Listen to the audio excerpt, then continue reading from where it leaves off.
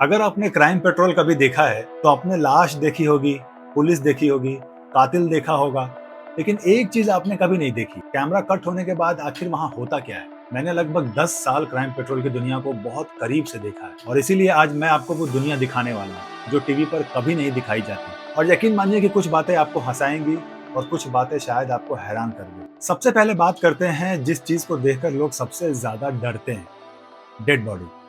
लेकिन शूटिंग के दौरान वो डेड बॉडी असल में सबसे ज्यादा मेहनत करने वाला एक्टर होता है। इमेजिन कीजिए कि 45 डिग्री की गर्मी, ऊपर से तेज लाइट्स और आपको बिल्कुल भी हिलना नहीं है।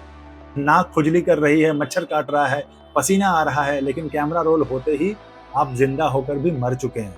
और सबसे मजेदार बात, कई बार डायरेक्टर बोलता है एक और टेक, मतलब फिर से मरिए।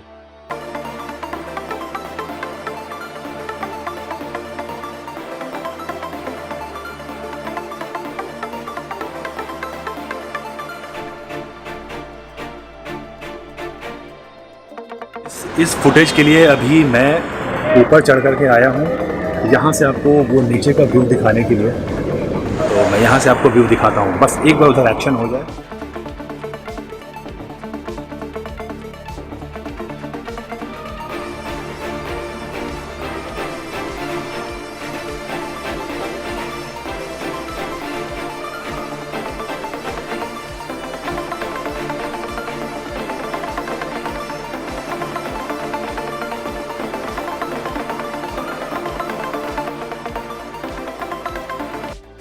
अब आपको लगता होगा कि क्राइम सीन मिला, कैमरा लगाया, शूट कर लिया।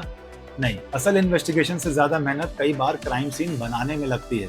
किस कोने में खून होगा, किस तरफ चप्पल गिरेगी, कुर्सी कितनी तिरछी होगी, ग्लास किस एंगल से टूटेगा, ये सब पहले तय होता है। क्योंकि अगर अगला शॉट लिया और टूटा हुआ ग्लास अपनी जगह बदल गया तो व्यूवर्स तुरंत पकड़ लेगा। अब आते हैं सबसे फेवरेट सीन पर, इंट्रोगेशन। टीवी पर लगता है कि 5 मिनट की पूछताछ हुई और कातिल पकड़ा गया। रियलिटी में कभी कभी 5 मिनट का सीन 4-5 घंटे में शूट होता है। पहले वाइड, फिर क्लोजअप, फिर पुलिस, फिर आरोपी, फिर रिएक्शन, फिर इंसर्ट, फिर रीटेक और आखिर में एडिटर उसको ऐसा जोड़कर बना देता है कि लगता है कि सब कुछ एक ही सांस में हुआ है। सबसे ज्यादा पूछे जाने वाला सवाल कि क्या खून असली होता है? ब्लड नहीं, लेकिन इसको इतना रियल बनाया जाता है कि कई बार सेट पर नए लोग सच में घबरा जाते हैं। और मजे की बात, एक शर्ट पर अगर खून लग गया तो कंटिन्यूटी के लिए उसी जगह उतनी मात्रा में हर टेक में दोबारा लगाया जाता है। लेकिन क्या आपने कभी सोचा कि अगर यही खून असली नहीं है तो हमारी आंखें हर बार धोखा कैसे खा जाती है? क्योंकि टीवी पर खून बनाने का मकसद खून बनाना नहीं, दिमाग को यकीन दिलाना होता है कि ये असली है। सीन को शूट करने से पहले डायरेक्टर सिर्फ इतना नहीं बोलते हैं कि बस यहाँ खून डाल दो, वहां खून डाल दो। सबसे पहले एक सवाल पूछा जाता है कि ये खून आया कैसे? क्या गोली लगी है, चाकू लगा है, सिर फटा है, बॉडी घसीटी गई है? क्योंकि हर वजह खून का रंग, उसकी मात्रा और उसके बहने का तरीका बदल देती है। अब शुरू होती है मेकअप डिपार्टमेंट की असली कला। अलग अलग मटेरियल्स मिलाकर ऐसा ब्लड तैयार किया जाता है जो एक्टर की स्किन पर टिके भी, कपड़ों पर फैले भी और कैमरा पर बिल्कुल नेचुरल भी लगे। क्योंकि कैमरा इंसानी आंख जैसा नहीं देखता। अगर मैं अभी सिर्फ लाल रंग इस सफेद कपड़े पर डाल दूं तो आपको लगेगा कि किसी ने केचप गिरा दिया। इसीलिए प्रोफेशनल मेकअप आर्टिस्ट सिर्फ लाल रंग कभी इस्तेमाल नहीं करते हैं। वो कलर को इतना बैलेंस करता है कि कैमरा उसे खून समझे, पेंट नहीं। एक और चीज जो शायद आपने कभी नोटिस नहीं की होगी, पहले खून नहीं लगाया जाता, पहले चोट बनाई जाती है, कट का निशान लगता है, गोली का निशान लगता है, फटी हुई स्किन बनाई जाती है और उसके बाद खून। क्योंकि अगर जख्म ही नकली लगे तो दुनिया का सबसे अच्छा फेक ब्लड भी सीन को नहीं बचा सकता। अब आता है सबसे मुश्किल हिस्सा, खून कहाँ गिरेगा, कितना बहेगा, किस डायरेक्शन में जाएगा। ये सबसे पहले डिसाइड किया जाता है। क्योंकि असली खून स्क्रिप्ट नहीं पढ़ता, ग्रेविटी फ्लो करता है। और अगर फ्लो गलत हो जाए तो फॉरेंसिक एक्सपर्ट तो छोड़िए, आम ऑडियंस भी पकड़ लेगी कि दया कुछ तो गड़बड़ है। मान लीजिए कि यही सीन 10 बार शूट हुआ तो हर टेक के बाद मेकअप टीम फोटो खींचती है ताकि अगले टेक में खून की हर बूंद बिल्कुल वही हो जहां पिछले शॉट में थी। इसे कहते हैं कंटिन्यूटी। और यकीन मानिए कई बार इस कंटिन्यूटी पर एक्टिंग से भी ज्यादा मेहनत लगती है। देखो, ब्लड का सबसे अच्छा एग्जाम्पल हम लोगों को ये वाले एपिसोड में मिलता है। इसमें तो पूरा कत्लेआम मच गया था। इसमें खुशी खान का मर्डर होता है, हम लोगों को हॉस्टेज बना लिया जाता है, ये मेरी मदर बनी थी, इनकी उंगली कट जाती है। मतलब हर जगह पूरा खून खराबा, ब्लड ब्लड हर जगह। ये देखो, ये वाले सीन में गोली लगती है। खिड़की से किसी ने गोली मारी, ये गिरा।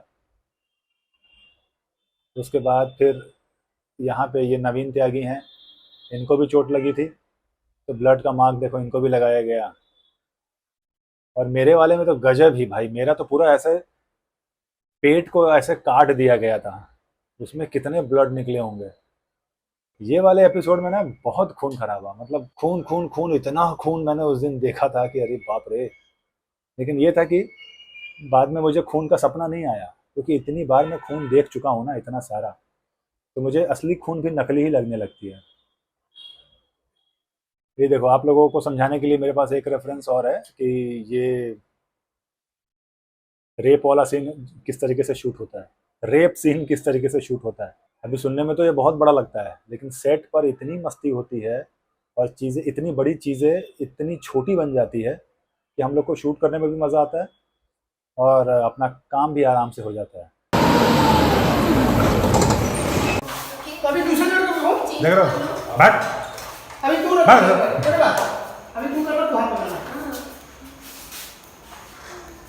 हनुमान डंडा मारना ना, मानना है ना। हाँ हाँ, तू हट जा फिर पेन कर दो।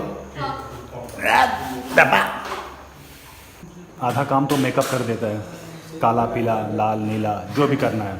कौन बोलता है तुम्हें इस तरह का काम करने के लिए? चल बेटा, पेट का सवाल है। ये क्या ना अभी से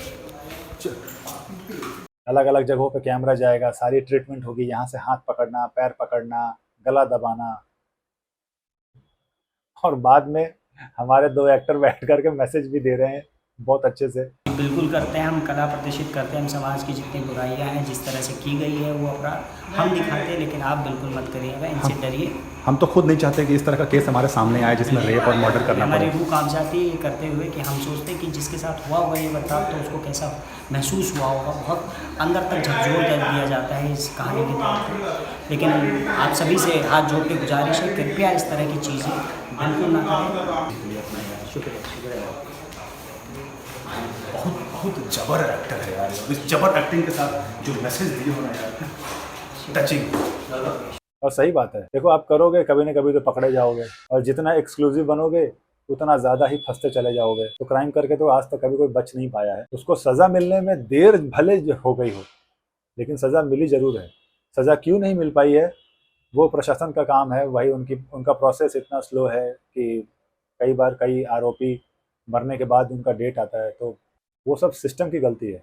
पुलिस को सब पता रहता है कौन क्रिमिनल है, कौन झूठ बोल रहा है, और यही सारी चीज़ें मैं आपको अगले एपिसोड में एक्सप्लेन करूँगा कि पुलिस झूठ बोलने से पहले ही उसको कैसे पता चलता है कि यही बंदा झूठ बोल रहा है, यही एक्चुअल क्रिमिनल है। क्यों वो इंतज़ार करता है सारे एविडेंस का, सारे एविडेंस को फैक्ट से मिलाने का। पुलिस का एक प्रोसेस है, वो सारा प्रोसेस फॉलो होने के बाद ही वो असली क्रिमिनल तक पहुँचता है। अगर वो चाहे कि शुरू में असली क्रिमिनल को उठा ले, बाद में फैक्ट्स जोड़े, तो क्राइम भी कुछ हद तक रुक सकती है। क्योंकि एक आदमी, जैसे ये निठारी केस हुआ था, पहला केस जब सामने आया एक बच्चा गायब हुआ, फिर दूसरा, फिर तीसरा, ऐसे करते करते 5-6 बच्चे गायब हुए थे। पुलिस को तो पहले किडनैप से ही पता हो जाता है कि ये सब क्या हो रहा है, कैसे चल रहा है, लेकिन उसके बाद भी उसने हर मिसिंग केस को अलग अलग फाइल बना करके अलग अलग तरीके से पूरा इन्वेस्टिगेशन किया, जबकि पैटर्न सेम था। आखिर ऐसा क्या वजह होगा कि निठारी केस को सॉल्व करने में हमें इतना समय लग गया? ये सब कुछ हम अगले एपिसोड में कवर करेंगे। और निठारी केस में बहुत ही बढ़िया क्राइम पेट्रोल का एपिसोड बना है, अगर आप लोगों को याद है तो प्लीज़ कमेंट करके बताइए कि वो एपिसोड नंबर कौन सा है। फिर उस पर हम बात करेंगे कि हमारी टीम ने किस तरीके से वो पूरा प्रोसेस किया था, कैसे क्राइम पेट्रोल की पुलिस उस केस को सॉल्व करती है। तो मिलते हैं अगले वीडियो में, तो तक के लिए अपना ख्याल रखिए। बाय।